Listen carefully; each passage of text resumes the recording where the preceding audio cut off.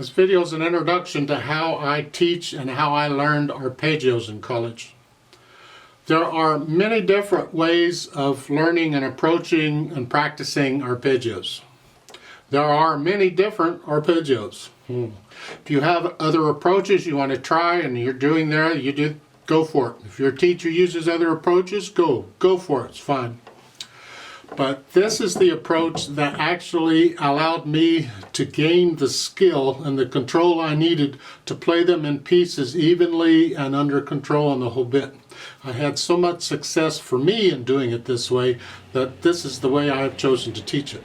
Now, the series of videos, the videos in this playlist, they cover all 12 keys, major and minor, full diminished seventh chords, and some alternate fingerings for the different triadic arpeggio. A triad is a three-note chord, so a triadic arpeggio is an arpeggio that uses three-note chords. And there's multiple fingerings because there's inversions. So I cover those two. Now, when to practice what is a question up to you and your teacher.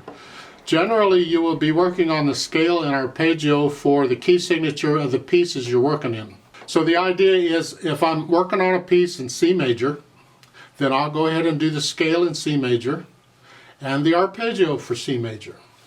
I suggest that while you're there, go ahead and do the minor also, because it's the same key signatures. Go ahead and do the A minor arpeggio and the A minor scale also. Doesn't hurt.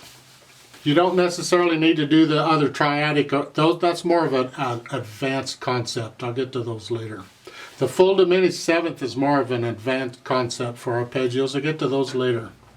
However, if you're full grown and your hands are big enough, the full diminished seventh arpeggios are ideal to start learning arpeggios, because all of the notes in a full diminished seventh arpeggio or chord are a minor third apart, and that spreads the fingers apart. You get accustomed to playing with your fingers spread apart, and the idea is to learn to do that and stay relaxed at the same time. And that takes a little getting used to, because there's tension. Anytime you're in any position other than a relaxed position, there's tension. Automatic, it's just there, but we want to reduce it as much as possible. So I give the exercises for the full diminished seventh. Now, the full diminished seventh is really associated to the minor key. So it's like if I'm going to practice C major and A minor, I'm going to do the full diminished seventh for A minor. And I explain all that in the videos. The notes and the fingering and the whole bit. And that's very important on these exercises. The way I'm doing this is, first off, the metronome has to be kept really slow. You can set it at the lowest level it goes, whatever. That's what I had to do in college pretty much to start. And all the years I was doing this in college, I never went up more than maybe 10. I never got very fast at all. Even after all these decades of doing these, I still only get up to in the low 80s as fast as I play these. These are not intended to be played fast. That speed kills it. It's important to keep these slow, because you're focusing on muscle memory and the feeling of the physical feeling of playing these arpeggios. And we need to keep it slow for that. Now, each video is split up between beginner, intermediate, and advanced for the key signatures, where a beginner, there's difference of opinion on this. In my opinion, a beginner level, don't go beyond 4 sharps or 4 flats. That's enough. You don't even have to go that far, actually. So you only go up to that part. In these videos, I cover a beginner level up to 4 sharps and 4 flat key signatures. Then the 5 sharps and 5 flats and above, 6 and 7, I only do intermediate and advanced on those, because to me those are not beginner type key signatures. So the order of it is the circle of fifths, which means we start with C major and we're going to add 1 sharp, continuing till we get up to 7 sharps more or less, and then we add, there's an overlap. Now, I think I explained this in the scale video, because there's like 15 different key signatures and only 12 notes available, so there's 3 extras. Well, there's an overlap. So once we get up to 5 sharps, could we add a sharp? That's the same as 7 flats as far as the notes on the piano go. You're playing the same notes.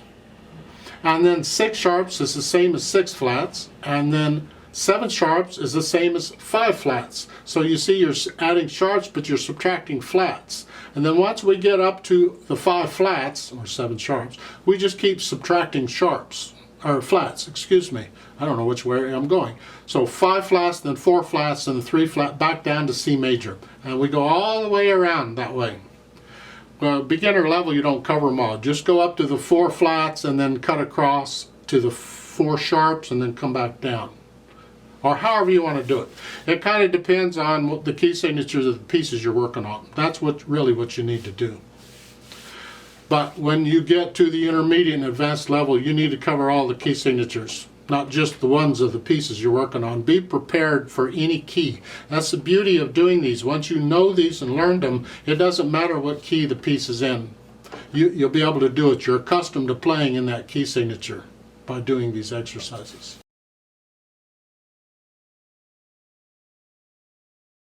Now, there is a pattern for the advanced players I want to demonstrate here because I don't want to have to demonstrate it on 12 different videos. Ugh.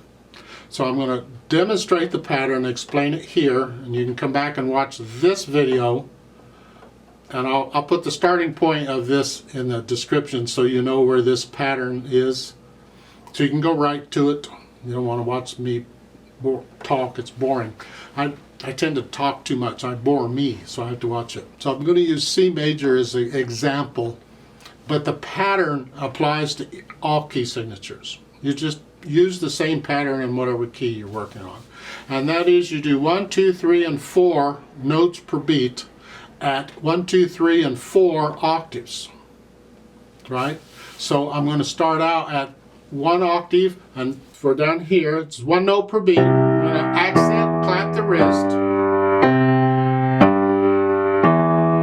And then I'm going to go immediately into 2 octaves at 2 notes per beat, clap the wrist on the accent. So again, coming down on the 1 octave thing is here, then 2 octaves, then 3 notes per beat, 3 octaves.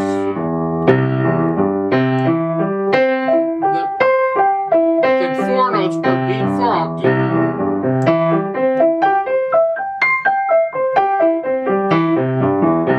Once I get to that point, now I'm going to do a pattern of contrary and parallel. Parallels when they're going the same direction, contraries when they're going opposite.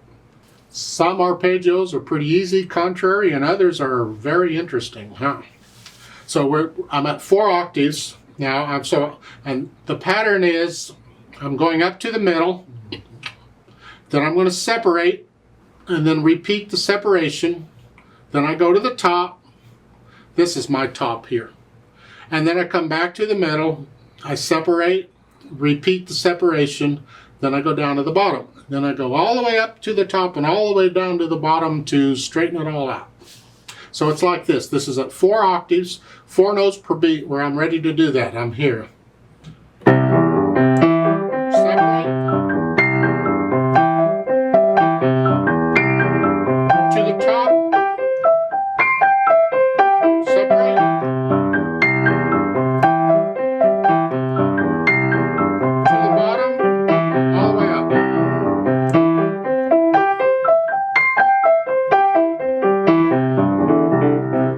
So forth. I lost my concentration there at the end. That's the pattern. And we use the same pattern for all the key signatures and all of the inversions. For instance, in C major, the first inversion, I'm going to keep the same pattern here. I'm going to start here, and I'm just going to do it the same way. 1, 2, and 3, and 4 octaves. Just pretend I've done the 1, 2, and 3 octaves, and now I'm at 4 octaves, and I'm going to do the pattern. It's like that.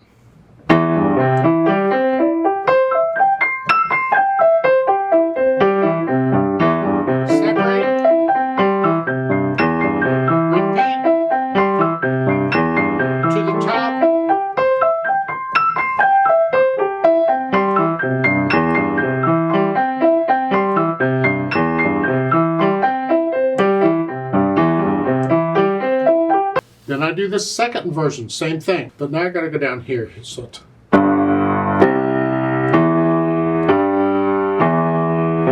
let's pretend I'm at 4 notes per beat of 4 octaves. Then you do the pattern.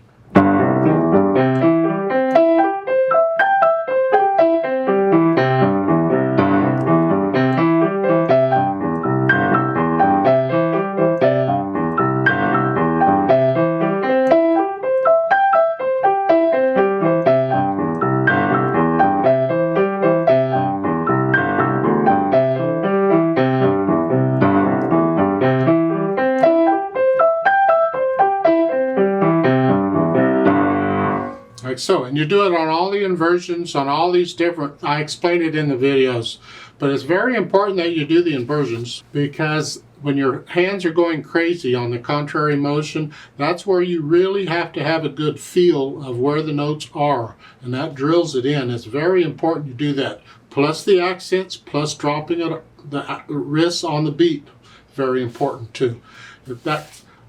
It's the accents and dropping the wrists on the beat that actually work the most to give you the control to be even and controlled in music. So with that, good luck on these, and let me know if you have questions.